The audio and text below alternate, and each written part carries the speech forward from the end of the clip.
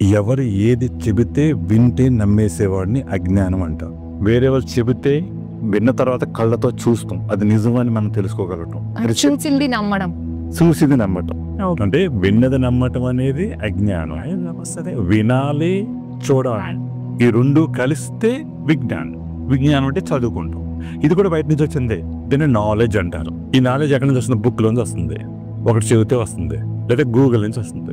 అంతని ఈ మైండ్ అనేది ఎక్కడ దేంతో కనెక్ట్ అయింది? యూనివర్స్ లో సోలార్ సిస్టమ్ తో కనెక్ట్ అయి ఉంటుంది. సోలార్ సిస్టమ్ అంటే నవగ్రహాలు, 27 నక్షత్రాలు, 12 రాసులు, ఈ 3 కూడా ఇన్ఫ్లుయెన్స్ చేస్తాయి ఈ విజ్ఞానాన్ని. ఓకే, అందుకే జాతకం చూపించి దాని గ్రహాలు తగ్గట్టుగా మనిషి జీవితం కూడా ఆధారపడి ఉంటుంది అన్నమాట. 50% అది కూడా. ఎందుకంటే సోలార్ సిస్టమ్ లో ఏముంది? పగలు ఉంది, రాత్రి ఉంది. అంటే 50% పాజిటివ్ ఉంది, 50% నెగిటివ్ ఉంటుంది. ఓకే.